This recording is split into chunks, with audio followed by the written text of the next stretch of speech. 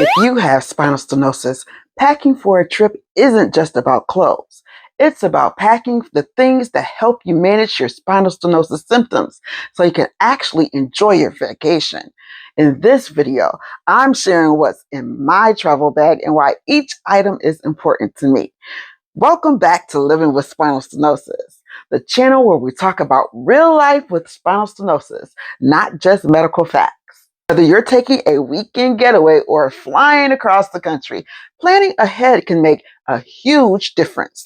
These are the items I personally bring because they help me manage pain, reduce inflammation, and make traveling easier. One of the medications I take with me is prednisone. Prednisone is a prescription medication corticosteroid that helps reduce inflammation. If I have a severe flare-up while I'm away from home, it can help calm the inflammation that's irritating the nerves. I don't take it every day. I only use it exactly as my healthcare provider has prescribed. If your doctor has prescribed prednisone for flare-ups, it's something you may want to remember to pack before leaving on your trip. I also have my prescription prednisone for when I get super bad. I talked about prednisone in videos before. It's not something that you should take long term. It's just a temporary fix. Consult your doctor when taking prednisone. But prednisone is prescribed to help take down that inflammation. Is for when I'm super bad and I'm trying to get it back under control. I am not a doctor. This is not medical advice. So we'll talk about all of these things in depth and how they help with spinal stenosis. I'll leave the times for each segment in the description, the times in the video where we'll talk about each subject so that you can skip around and look at what you're interested in. I also pack ibuprofen. Ibuprofen is a non-steroidal anti-inflammatory drug, also called an NSAID. It can help reduce pain and inflammation during mild to moderate flare-ups. Now I take my medications. I'll pack medications. I have vitamins that I take, and I have blood pressure medicine. I have acetaminophen PM. I take PM Tylenols to help me sleep because oftentimes it's very hard to get sleep. And especially with me being out and about, to manage my spinal stenosis is imperative that I'm able to rest my body and get some sleep because my body is going to need to regenerate. So I also take ibuprofen. It's an anti-inflammatory. I'll take it at 800 milligrams. That is a doctor prescribed dose. So consult your doctor. This is not medical advice. I'm not a doctor. The doctor did prescribe 800 milligrams since this is a lifetime condition. Instead of just getting another prescription, now I'll just take the store-bought ibuprofen and I can take 200, 400, 600, or 800. Bad off where the pain is just off the chain and the ibuprofen is not helping at all. And the rest is imperative. I usually have to rest by like 5, 6 p.m. I'm in the bed resting for the next day for the entire evening into the night. And so rest is imperative. I make sure that I've already put into the schedule that I'm going to need a lot of rest, especially with doing a lot of walking. I want to make sure that I don't do walking tours back to back because I will need time to rejuvenate and rest in between walking tours. Another thing I never leave behind is Epsom salt. After walking through airports, sightseeing, or spending hours in a car, my back and legs can become tight and sore. Soaking in a warm bath with Epsom salt helps me stay relaxed after a long day. The warm water can help ease muscle tension, and it's one of the ways I unwind before bed. It's simple, inexpensive, and doesn't take up much room in my luggage. And Epsom salt. I'm not putting the Epsom salt in my suitcase, but since I'm staying at a residential house, I have already had my host get me some Epsom salt because is a must. To take an Epsom salt, to soak in a Epsom salt bath when living with spinal stenosis. I create videos while I travel. I also pack lightweight cameras. I use the DJI Osmo Pocket 3 and the Insta360 Go Ultra.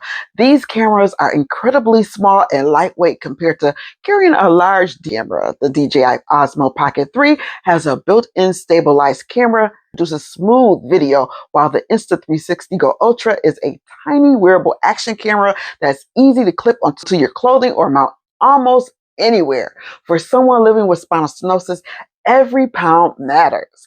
Carrying lightweight equipment helps reduce strain on my back and shoulders while still allowing me to capture memories and create content.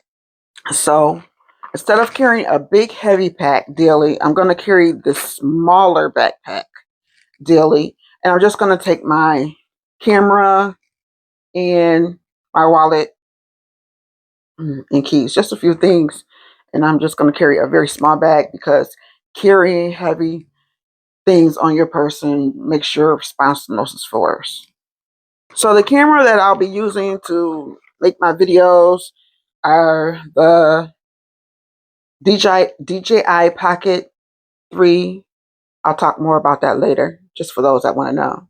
And my cell phone, the kind of phone I got, Samsung Ultra S22. I use that for filming. And my Insta360 Go Ultra. This video is not sponsored by Insta360 or DJI. These are just the things, or Samsung. These are just the things I use. And a little insight tip, if you are wondering what I use. The bag you carry can make a huge difference. I choose lightweight luggage when possible. A heavy suitcase or shoulder bag puts extra stress on the spine. I look for bags with smooth rolling wheels and comfortable handles and lightweight or small. I'm not carrying unnecessary weight. Anything I could do to reduce strain helps me conserve energy throughout my trip. I use small bags.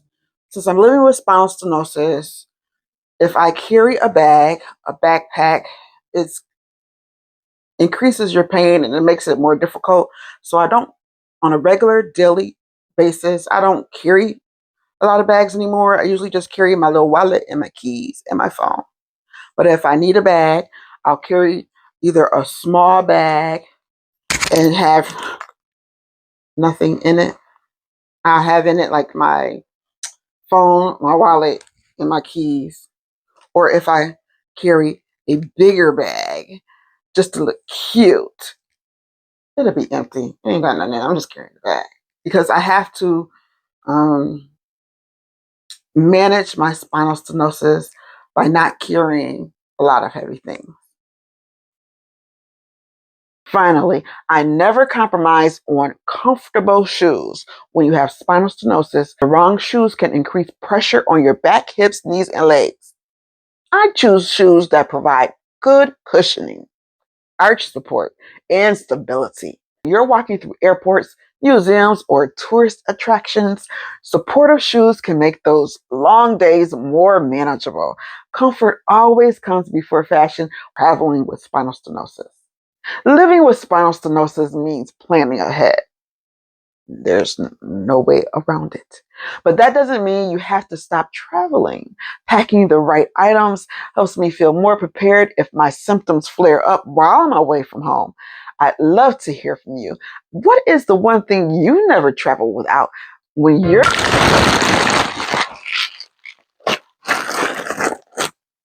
I have super comfortable shoes. I have my soft, super comfortable sneakers. And I used to wear heels and all that, but I don't really wear heels anymore because it's just better for me to wear flat shoes that are comfortable while living with spinal stenosis. So here's a pair of, super flat, nice, soft, comfortable shoes. Great for walking and comfort. Another thing that always goes in my suitcase is my back brace, and knee brace. When you have spinal stenosis, you quickly learn that travel can put extra stress on your body. Long walks through airports, standing in security lines, sightseeing, or even sitting for long periods can increase pain and fatigue. For me, my back brace provides extra support for my lower back during activities that put more strain on my spine. I also pack my knee brace because my knee can become painful and swollen, especially after a lot of walking. Wearing my knee brace helps give my knee added stability and reminds me not to overdo it. Okay, so let's talk about some things that I take on my adventure, specifically for me while I'm living with spinal stenosis. I wear a knee brace. At home, I just wear it. I don't care if it's out. I don't mind people seeing it. And a lot of times I'll put it over my jeans and I'll wear it out too. When I first came down with spinal stenosis, I was very self-conscious about it, and I didn't want people to see things like a knee brace or a back brace. But now I'm a little more open with it. Most times I try to hide it, but while on my adventure, I would take my back brace. Right now I'm at home and I'll wear it on the outside of my clothes. When I go out, I always have it under my clothes so that it's not as noticeable. I'll show you that in a minute. But I always maintain 2 back braces because it's that necessary. That if I can't find the one I just took off, that I always have a second one. These I've been using for years, so they're very worn. I have the, this video is not sponsored. This is just what I use. I have the Mueller brand. It's just a back brace. It has a metal piece in the back for support. And it comes with 2 parts. You put on the first part and then you secure it down by using the second part. I'll show you. So I just put it around my waist. And you have the inner pieces that lock first. They don't really lock that great because they're very worn at this point. And they have a lot of fabric in the Velcro. It's time to get a new one. It's time to get a new one. And they lock like that.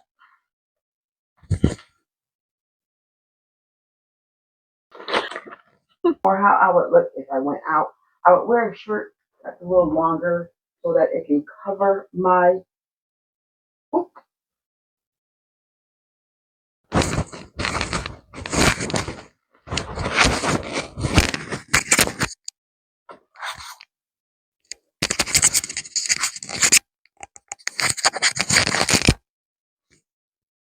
So this is more of how I would look if I were out. I would wear a shirt that would cover my back brace, and I try to look normal, like I don't have anything wrong.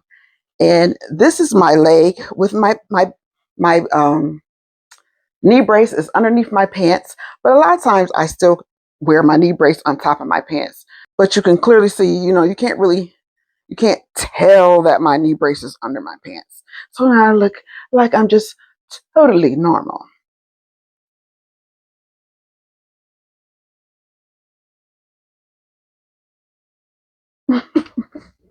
These braces aren't a cure for spinal stenosis, but they are tools that help me manage my symptoms so I can enjoy my trip a little more comfortably. Traveling with spinal stenosis isn't about proving how much you can push through the pain.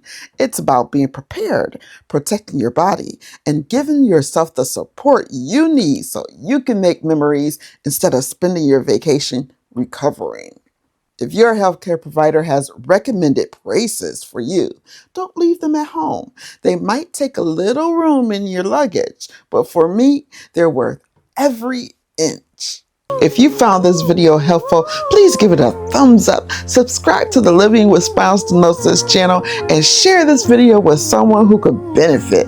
Together, we're building a community of support, awareness, resources, and empowerment.